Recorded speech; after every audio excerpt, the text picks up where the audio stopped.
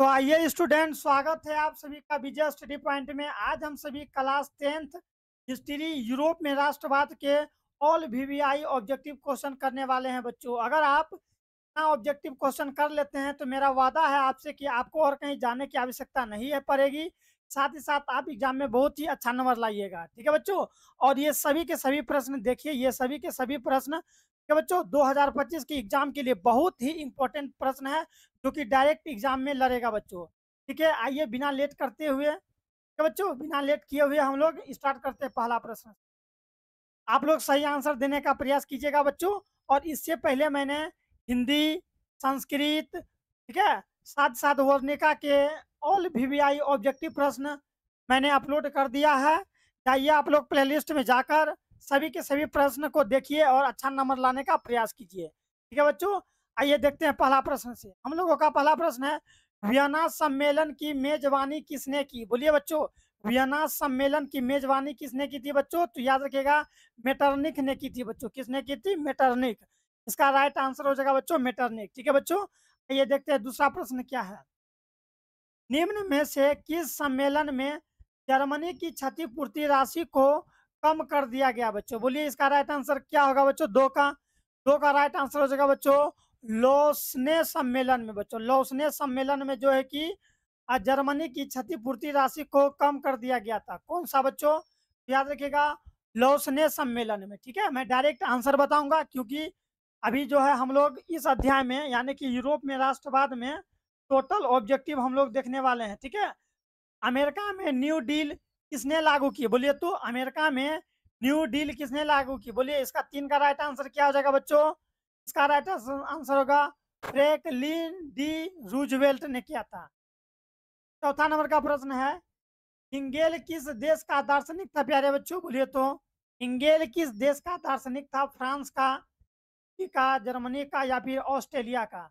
जल्दी बोलिए बच्चों, ऑस्ट्रेलिया का। किसका होगा? 4 का राइट आंसर क्या हो जाएगा? जर्मनी का बच्चों। किसका था? जर्मनी का था। हिंगेल किस देश का दार्शनिक था? तो जर्मनी का था। पांचवा नंबर का प्रश्न है, वियना कांग्रेस का मुख्य उद्देश्य क्या था? वियना कांग्रेस का मुख्य उद्देश्य क्या था बच्चों? तो इसका राइट आंसर हो जाएगा राजतंत्र को पुनर्स्थापित करना। राजतंत्र को पुनर्स्थापित करना था। 5 नंबर में है, सिकंदर कहाँ का निवासी था? बोलिए तो सिकंदर कहाँ का निवासी था? रोम का, चीन का, यूनान का या फिर मिस्र का? इसका राइट आंसर क्या होगा? जल्दी बोलिए। यूनान का था बच्चों। कहाँ का था? यूनान का था। सिकंदर कहाँ का निवासी था? यूनान का था। याद रखिएगा ना, बहुत इंपॉर्टेंट प्रश्न है बच्चों। जल्दी जल्दी चैनल को सब्सक्राइब कर ले।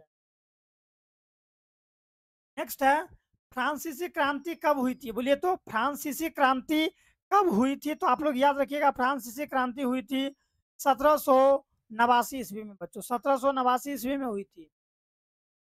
राष्ट्रीय आंदोलन का केंद्र जेना विश्वविद्यालय कहाँ स्थित है? बोलिए तो पूछेगा प्रश्न कि जेना विश्वविद्यालय कहाँ स्थित है, तो आप लोग बताना पड़ेगा। इटली में, जर्मनी में, रूस में या फिर ग्रेट ब्रिटेन में? देखते हैं, ग्रेट ब्रिटेन। सोचिए। तो बोलिए तो राष्ट्रीय आंदोलन का केंद्र जेना जो है कि विश्वविद्यालय कहाँ स्थित है? बोलिए इसका राइट आंसर क्या हो जाएगा?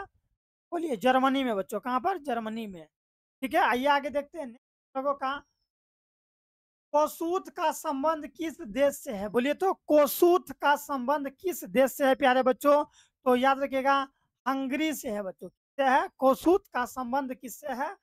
हंगरी से है। ठीक है, नेक्स्ट हम लोगों का, इटली तथा जर्मनी वर्तमान में किस महादेश के अंतर्गत आते हैं? बोलिए तो इटली तथा जर्मनी वर्तमान में किस महादेश के अंतर्गत आते हैं? बोलिए उत्तरी अमेरिका, दक्षिणी अमेरिका, यूरोप या फिर पश्चिमी? बोलिए 10 का राइट आंसर क्या हो जाएगा? यूरोप के अंतर्गत आते हैं बच्चों। यूरोप इसका राइट आंसर। ठीक है, हम लोग जल्दी जल्दी वीडियो जो है कि बनाने का प्रयास करें बच्चों, ताकि एग्जाम से पहले सारा सब्जेक्ट का जो है कि बच्चों ऑब्जेक्टिव प्रश्न मैं आप लोगों को दे दूं और आप लोग प्लेलिस्ट में जा के आराम से जो है कि बच्चों देखिए। ठीक है, कहीं पर भी दिक्कत हो रहा है तो डिस्क्रिप्शन में मेरा नंबर दिया गया है, आप हमको फ़ोन कीजिए और बात कीजिए। ठीक है बच्चों, नोट्स के लिए आप जो है कि अगर आप नोट्स चाहते हैं तो वहाँ जाइए, डिस्क्रिप्शन में लिंक दिया गया है, नोट्स वहाँ से लीजिए। अगर आप वहाँ से नोट्स नहीं ले पाते हैं बच्चों, तो आप हमसे डायरेक्ट भी नोट्स ले सकते हैं। ठीक है बच्चों, बदले में आपको फ़ोन करना पड़ेगा। वहाँ डिस्क्रिप्शन में नंबर दिया है, फ़ोन कीजिए और आपसे हमसे फ्री में नोट्स लीजिए। आइए आगे देखते हैं। 12 नंबर का प्रश्न क्या है। फ्रांस में किस शासन वंश की पुनर्स्थापना वियना कांग्रेस के द्वारा की गई थी? बोलिए तो इसका राइट आंसर क्या आ जाएगा बच्चों? बुर्बो वंश का। किसका बच्चों? बुर्बो वंश का। यहाँ पर जो है ना बुर्बो होगा, ठीक है, ऐसे करके होगा, और यहाँ बुर्बो वंश, ठीक है, याद रखिएगा। नेक्स्ट हम लोगों का बच्चों, मेजनी का संबंध किस संगठन से था? बहुत ही इंपॉर्टेंट प्रश्न है। मेजनी का संबंध किस जो है कि बच्चों संगठन से था? बोलिए तो लाल सेना से, कार्बोनरी से, या फिर फ्लीट हेटारिया से, या फिर डायट से? बोलिए 12 का राइट आंसर क्या आ जाएगा बच्चों? कार्बोनरी से। क्या था संबंध? कार्बोनरी से। प्रश्न बनेगा और यह प्रश्न 2023 में पूछा गया बच्चों। मेजनी का संबंध किस संगठन से था बच्चों? तो कार्बोनरी से था। किससे था? कार्बोनरी से। नेक्स्ट है इटली एवं, ठीक है बच्चों, इटली एवं जर्मनी के एकीकरण के विरुद्ध निम्न में कौन था? बोलिए तो इटली और जर्मनी के एकीकरण के विरुद्ध में निम्न में से कौन था? इंग्लैंड, रूस, ऑस्ट्रेलिया, या फिर प्रसा? बोलिए तो इसका राइट आंसर क्या होगा? ऑस्ट्रेलिया था बच्चों। क्या था? ऑस्ट्रेलिया था, ठीक है। नेक्स्ट है काउंट काबूर, ठीक है बच्चों, काउंट काबूर को विक्टर एमेनुअल ने किस पद पर नियुक्त किया था? बोलिए तो सेनापति के पद पर, फ्रांस के राजदूत, या प्रधानमंत्री, या गृह मंत्री के पद पर? तो इसका राइट आंसर क्या होगा? जल्दी बोलिए। प्रधानमंत्री के पद पर नियुक्त किया गया था बच्चों। पर नियुक्त किया गया था प्रधानमंत्री। अगला प्रश्न है गेरिवाल्डी पेशे से क्या था? इतना इंपॉर्टेंट कि मैं आप लोगों को क्या बताऊं। ये प्रश्न बहुत इंपॉर्टेंट है। 2012 में, 14 में, 19 में ये प्रश्न पूछा गया है। गेरिवाल्डी पेशे से क्या था बच्चों? तो नाविक था। क्या था बच्चों? गेरिवाल्डी पेशे से क्या था बच्चों? तो नाविक था, ठीक है, जो नाव चलाते हैं उसको नाविक कहते हैं। नेक्स्ट है जर्मनी राइन राज्य का निर्माण किसने किया था? ये तो और इंपॉर्टेंट प्रश्न है। ये प्रश्न जो है बच्चों 2014 में, 16 में, 22 में और 23 में ये प्रश्न पूछ लिया गया है। इसलिए क्या पता 25 में भी पूछ दे, इसलिए चैनल को सब्सक्राइब कर ले और अच्छा से कीजिए। जर्मनी राइन राज्य का निर्माण ने किया था बच्चों? तो आप लोग याद रखिएगा, इसका राइट आंसर हो जाएगा बच्चों नेपोलियन बोनापार्ट हो जाएगा। क्या हो जाएगा? Napoleon Bonaparte. कौन हो जाएगा? Napoleon Bonaparte. यानी कि जर्मनी राइन राज्य का निर्माण किसने किया था? नेपोलियन बोनापार्ट ने।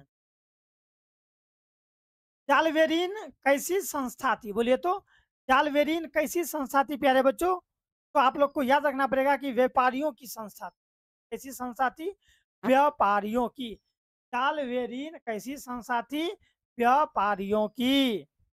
नेक्स्ट है रक्त एवं लोह का जो कि बच्चों नीति का अवलंबन किसने किया था? ये तो और भी इंपॉर्टेंट प्रश्न है बच्चों। मैं आप लोगों को बता दूं कि 2011, 17, 20 और 2023 में ये प्रश्न पूछा गया है। रक्त एवं लोह की नीति का अवलंबन किसने किया था बच्चों? मेजनी ने, या बिस्मार्क ने, या फिर विलियम पहला ने? बोलिए 18 का राइट आंसर क्या आ जाएगा बच्चों? तो बिस्मार्क ने किया था। किसने किया था बच्चों? बिस्मार्क ने किया था। रक्त एवं लोह का अवलंबन किसने किया था? बिस्मार्क ने किया। फ्रैंकफर्ट की संधि कब हुई थी? बहुत ही इंपॉर्टेंट प्रश्न है। फ्रैंकफर्ट की संधि कब हुई थी बच्चों? जल्दी बोलिए। फ्रैंकफर्ट की संधि कब हुई बच्चों? तो आप लोग याद रखिएगा 1871 में हुआ था बच्चों। कब हुआ था? 1871 में। और आप लोगों को तो पता ही होगा कि मैं यानी कि विजय, मेरा नाम विजय है। मैं विजय सर आप लोगों के लिए हमेशा बहुत ही इंपॉर्टेंट प्रश्न देने का प्रयास किया हूँ, क्योंकि पिछले वर्ष भी मेरे चैनल से पढ़ के काफ़ी अच्छे बच्चे जो है कि पास किए हैं, ठीक है, बहुत ही अच्छा नंबर से जो है कि पास किए हैं। तो आप लोग भी अच्छा से पढ़िए और फर्स्ट कीजिए, अच्छा नंबर लाइए, माँ बाप का नाम रोशन कीजिए, ठीक है बच्चों। आइए आगे देखते हैं। नेक्स्ट हम लोगों का 20 नंबर का, यूरोप वासियों के यूरोप वासियों के लिए किस देश का साहित्य एवं ज्ञान विज्ञान प्रेरणा स्रोत रहा है? बोलिए तो बच्चों 20 का राइट आंसर क्या हो जाएगा? यूनान का बच्चों। किसका हो जाएगा? यूनान का, ठीक है। नेक्स्ट देखते हैं नेपल्स की क्रांति कब हुई थी? बोलिए तो नेपल्स की क्रांति कब हुई थी? तो आप लोग याद रखिएगा कि नेपल्स की क्रांति 1821 ईस्वी कब हुई थी? 1821 ईस्वी। चार्टिस्ट आंदोलन कहाँ हुआ? बोलिए तो चार्टिस्ट आंदोलन कहाँ हुआ? फ्रांस में, ऑस्ट्रिया में, हंगरी में, या फिर इंग्लैंड? बोलिए 22 का राइट आंसर क्या हो जाएगा बच्चों? बोलिए इंग्लैंड में हुआ था बच्चों। कहाँ पर हुआ था? इंग्लैंड में। चार्टिस्ट, ठीक है बच्चों, चार्टिस्ट आंदोलन कहाँ हुआ था बच्चों? तो इंग्लैंड। नेक्स्ट है यूनान को एक स्वतंत्र राष्ट्र घोषित किया गया। यूनान को एक स्वतंत्र राष्ट्र घोषित किया गया, यानी कब घोषित किया गया? बोलिए तो 23 का राइट आंसर क्या हो जाएगा बच्चों? तो 1832 में घोषित किया गया था। कब किया गया था? 1832 में घोषित किया गया था। जल्दी जल्दी टाइप कर लीजिए बच्चों, अब हम लोग का ऑब्जेक्टिव खत्म होने ही वाला है प्यारे बच्चों, ठीक है। आइए आगे देखते हैं। क्या देखिए तो अगर अभी तक आपने चैनल को सब्सक्राइब नहीं किया है बच्चों, तो पहले चैनल को सब्सक्राइब कर ले। उसके बाद जो बच्चों बेल आइकन को प्रेस करें, ताकि मेरा सारा का सारा वीडियो समय से पहले आपको मिल सके। और इसके बाद अगर आपने अभी तक बाकी के ऑब्जेक्टिव प्रश्न को नहीं देखा है, तो जाइए प्लेलिस्ट में, उसका लिंक दिया गया है, देखिए बहुत ही अच्छा से। कहीं पर भी दिक्कत है तो आप हमसे बात कीजिए, कहीं भी प्रॉब्लम है तो मैं आपको दूर करूँगा। ठीक है? 24 नंबर का प्रश्न देखिए क्या है? ऐतिहासिक द्वंद्ववाद की व्याख्या किसने की? बोलिए तो। ऐतिहासिक द्वंद्ववाद की व्याख्या किसने की बच्चों? इसका राइट आंसर हो जाएगा हिंगेल ने की थी। की थी? हिंगेल ने। अगला है, देखिए क्या है अगला? एंड्रियानोपुल। ठीक है बच्चों, एंड्रियानोपुल की संधि कब हुई थी? पूछ रहा है कि एंड्रियानोपुल की संधि कब हुई थी, तो आप लोग याद रखिएगा 1829। 1829। और बच्चों मैं आप लोगों को एक चीज बता दूं, पता है एग्जाम जो होता है ना हिस्ट्री का या फिर एसएसटी का, तो उसमें ना ईस्वी बहुत पूछा जाता है। क्या आप लोग याद रखिएगा, ये जो है ना बहुत पूछा जाता है इस, ठीक है? ये जो आप लोग देखते हैं ये सब जो ईस्वी है बच्चों, ये सब डेट वाला प्रश्न एग्जाम में बहुत आता है, इसलिए आप लोग डेट वाला प्रश्न को ना माइंड में रखिएगा। ठीक है? खासकर हिस्ट्री हो और डेट वाला प्रश्न ना पूछे, ऐसा हो ही नहीं सकता। डेट वाला प्रश्न खूब रहता है, याद रखिएगा आप लोग। नेक्स्ट है, एंड्रियानोपुल की संधि किन दो देशों के बीच हुई थी? अगर पूछेगा कब हुई थी, तो आप लोग याद रखिएगा 1829 ईस्वी में हुई थी। किनके किनके बीच हुई थी? तो तुर्की और रूस के बीच। ठीक है? रूस आप लोग याद रखिएगा क्षेत्रफल की दृष्टि से सबसे बड़ा जो है कि देश है रूस। ठीक है? और एंड्रियानोपुल की संधि किन दो देशों के बीच हुई थी? तो तुर्की और रूस के बीच। सेडोन का युद्ध किनके बीच हुई थी? यानी कि सेडोन का युद्ध, बोलिए तो किसके बीच हुई थी? सेडोन का युद्ध, जल्दी बोलिए, राइट आंसर देने का प्रयास कीजिए। फ्रांस और प्रसा के बीच हुई, के बीच हुई थी। एंड्रोनोपुल की, और ये सॉरी, सेडोन का युद्ध किनके बीच हुई थी? तो फ्रांस और प्रसा के बीच। नेक्स्ट है बच्चों हम लोगों का, किस देश का, किस देश का हंगरी पर पूर्ण आधिपत्य था? बोलिए तो किस देश का हंगरी पर जो है कि आधिपत्य था, यानी कि पूरा रूप से आधिपत्य था? फ्रांस का, ऑस्ट्रेलिया का, ब्रिटेन का या फिर तुर्की का? बोलिए जल्दी, इसका राइट आंसर क्या हो जाएगा बच्चों? तो याद रखिएगा ऑस्ट्रेलिया का, इसका राइट आंसर क्या हो जाएगा? ऑस्ट्रेलिया। नेक्स्ट है, पोलैंड के विद्रोह, पोलैंड के विद्रोह को किसने कुचल दिया? बोलिए तो पोलैंड के विद्रोह को किसने कुचल दिया बच्चों? तो आप लोग याद रखिएगा रूस ने कुचल दिया। रूस बड़ा ताकतवर है। ठीक है बच्चों? पोलैंड के विद्रोह को किसने कुचल दिया? तो रूस ने। सन 1870 में फ्रांस और प्रसा के बीच युद्ध कहाँ हुआ था? बोला बच्चों, प्लेस का नाम पूछा कि वॉर कहाँ पर हुआ था, यानी कि युद्ध कहाँ पर हुआ था? बोलिए तो कहाँ पर हुआ था? आप लोग को याद होना चाहिए, सेडोन में हुआ था। कहाँ पर हुआ था? सेडोन में हुआ था। इस युद्ध के बाद जर्मनी का एकीकरण पूरा हुआ, यानी कि किसका युद्ध हुआ उसके बाद जर्मनी का एकीकरण पूरा हो गया बच्चों? तो आप लोग याद रखिएगा सेडोन के युद्ध। किसका युद्ध? सेडोन के युद्ध के बाद जो है कि जर्मनी का एकीकरण पूरा हो गया। ठीक है? देखिए थोड़ा सा इसको देखिए क्या है, यंग यूरोप का संस्थापक कौन था? यंग यूरोप का संस्थापक कौन था बच्चों? तो आप लोग याद रखिएगा, मेजनी था, गेरिबाल्डी था, या फिर विक्टर इमानुएल था, या फिर मुसोलिनी था? बोलिए तो यंग यूरोप का संस्थापक कौन था बच्चों? तो इसका संस्थापक था बच्चों मेजनी। कौन था? मेजनी। बच्चों मैं आप लोगों को एक चीज बताऊं, मैंने जितना भी प्रश्न अभी आप लोगों को कराया और कराऊंगा, यानी कि टोटल में 41 प्रश्न कराऊंगा, और 41 प्रश्न पूछा गया प्रश्न है बच्चों। ये सारा का सारा प्रश्न पूछा गया, साथ साथ बहुत इंपॉर्टेंट प्रश्न है। इसलिए चैनल को सब्सक्राइब कर लीजिए, दोस्तों को भी शेयर कीजिए, ताकि आपका दोस्त लोग भी पढ़ सके बच्चों। ठीक है? आइए आगे देखते, सभी के सभी प्रश्न पूछा गया है प्रश्न। तो ये मैं आप लोगों के लिए कितना मेहनत करके निचोड़ के निकालता हूँ पूरा सिलेबस से। यूरोप का मरीज किसे कहा जाता है? बोलिए तो यूरोप का मरीज किसे कहा जाता है? तुर्की, इंग्लैंड या फ्रांस को? बोलिए, यूरोप का मरीज किसको कहा जाता है? तो आप लोग याद रखिएगा तुर्की को कहा जाता है। तुर्की को यूरोप का मरीज कहा जाता है बच्चों। नेक्स्ट है, वियना कांग्रेस कब हुआ था? वियना कांग्रेस कब हुआ था बच्चों? तो 1815 ईस्वी। वियना कांग्रेस कब हुआ था? 1815 ईस्वी में हुआ था वियना कांग्रेस। जर्मनी के एकीकरण का, ठीक है बच्चों, जर्मनी के एकीकरण का प्रमुख वास्तुकार कौन था? जर्मनी के एकीकरण का प्रमुख वास्तुकार कौन था बच्चों? मेजनी था, गेरिबाल्दी था, लेनिन था, या फिर बिस्मार्क था? बोलिए तो 35 का राइट आंसर क्या हो जाएगा बच्चों? बिस्मार्क था। कौन था बच्चों? बिस्मार्क था। बहुत इंपॉर्टेंट प्रश्न। नेक्स्ट है, इटली के एकीकरण में निम्न में से किसका संबंध नहीं है? इटली के एकीकरण में निम्न में से किसका संबंध नहीं है बच्चों? बिस्मार्क का, मेजनी का, काबूर का या फिर गैरीबाल्दी का? बोलिए इसका राइट आंसर क्या हो जाएगा? कमेंट में भी आप आंसर दे सकते हैं। कहीं भी दिक्कत है तो कमेंट में आप हमसे प्रॉब्लम पूछिए, मैं आपको दूर करूंगा। तो बच्चों आपके सभी परेशानी को मैं दूर करूंगा। तो इसका राइट आंसर हो जाएगा बच्चों बिस्मार्क हो जाएगा। क्या हो जाएगा बच्चों? बिस्मार्क। आइए एक बार फिर से देखते हैं। इटली के एकीकरण में निम्न का संबंध नहीं, साथ इटली के एकीकरण में बिस्मार्क का कोई लेना देना नहीं।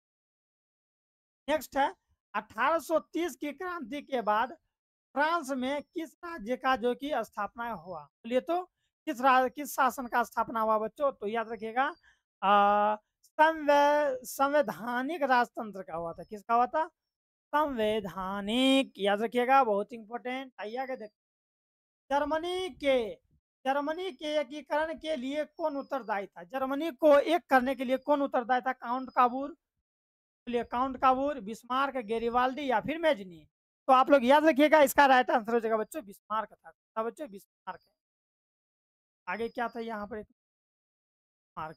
यहाँ देखिए क्या, इटली के एकीकरण में निम्न में से किसका संबंध था? इटली के एकीकरण में बिस्मार्क का कोई संबंध नहीं था, ठीक है बच्चों। लेकिन जर्मनी के एकीकरण में, ठीक है, इसका जो है कि बिस्मार्क का बहुत बड़ा भूमिका था, ठीक है बच्चों, याद रखिएगा। इटली के एकीकरण में कोई नहीं था, कोई भी महत्व नहीं था बिस्मार्क का, लेकिन जर्मनी के एकीकरण में बहुत बड़ा महत्व था बिस्मार्क का, इसीलिए देखिए यहाँ बिस्मार्क होगा। जर्मनी के एकीकरण के लिए कौन उत्तरदायी है बच्चों? तो बिस्मार्क। नेक्स्ट है 1871 में 1871 में कौन सी संधि हुई थी? बोलिए तो 1871 में कौन सा हुआ था? तो मैंने बोला था ना कि डेट बहुत पूछता है, देखिए पूछ दिया ना, उससे पहले भी मैं दो चार करा दिया है। 1871 में कौन सी संधि हुई थी? बोलिए इसका राइट आंसर क्या हो जाएगा? फ्रैंकफर्ट की संधि हुई थी बच्चों। किसका हुई थी? फ्रैंकफर्ट की संधि। याद रखिएगा ना इस तरह, ठीक है। चैनल को सब्सक्राइब कर लीजिए, लाइक कर दीजिए। ये आगे देखिए क्या है अब हम लोगों का। और एक और प्रश्न है, इसके बाद एक और प्रश्न है। इटली के एकीकरण में निम्न में किसके योगदान जो कि था? इटली के एकीकरण में निम्न में से किसका योगदान किया गया? यानी कि इटली का जब एकीकरण हो रहा था तो ये जो चारों ऑप्शन है, इनमें किन किन से जो कि योगदान किया गया? बोलिए तो आप लोग याद रखिएगा 40 का राइट आंसर क्या हो जाएगा बच्चों? बोलिए 40 का राइट आंसर क्या हो जाएगा? देखिए यहाँ पर है ना चार चार ऑप्शन, बोलिए तो क्या हो जाएगा? तो आप लोग याद रखिए इनमें से सभी बच्चों, ठीक है, यानी कि एवं इमेनुअल का भी था, गेरिबाल्दी का भी, काउंट काबूर का भी। तो इसका राइट आंसर। अंतिम प्रश्न है प्यारे बच्चों हम लोगों का। तो ये प्रश्न देखना है, रॉबर्ट ओवन कहाँ का निवासी था? बोलिए तो रॉबर्ट ओवन कहाँ का निवासी था? फ्रांस का, जर्मनी का, ब्रिटेन का या फिर ऑस्ट्रेलिया का? जल्दी बोलिए, 41 का राइट आंसर क्या हो जाएगा? रॉबर्ट ओवन कहाँ का था बच्चों? तो का था बच्चों, का था ब्रिटेन का था। तो 41 प्रश्न है बच्चों, 1 मिनट सुनिए बच्चों। 41 के 41 प्रश्न मैंने जितना जल्दी हो सके उतना जल्दी खत्म करने का प्रयास किया। ये सभी के सभी आप लोगों के ये एग्जाम के लिए बहुत ही इंपॉर्टेंट प्रश्न है। अगर आप इतना प्रश्न कर लेते हैं तो 2025 के एग्जाम में बच्चों आप लोग बहुत अच्छा नंबर लाने वाले हैं। तो जो टारगेट करके रखिए, बहुत ही अच्छा खासा टारगेट करके आप लोगों को लाना भी है उतना अच्छा नंबर, ऐसा ना प्यारे बच्चों, ठीक है। तो अगर आप लोगों ने बाकी की वीडियो नहीं देखा है तो जाइए प्ले लिस्ट में और जाके देखिए। साथ ही साथ मैं हिस्ट्री के दूसरा चैप्टर, पॉलिटिकल साइंस, इकोनॉमिक्स, आपदा प्रबंधन, सभी के ऑब्जेक्टिव मैं करवाने वाला हूँ। आप लोग मेरा साथ दीजिए, मैं आपका साथ दूंगा, ठीक है बच्चों। तो मिलते हैं नेक्स्ट। बाय।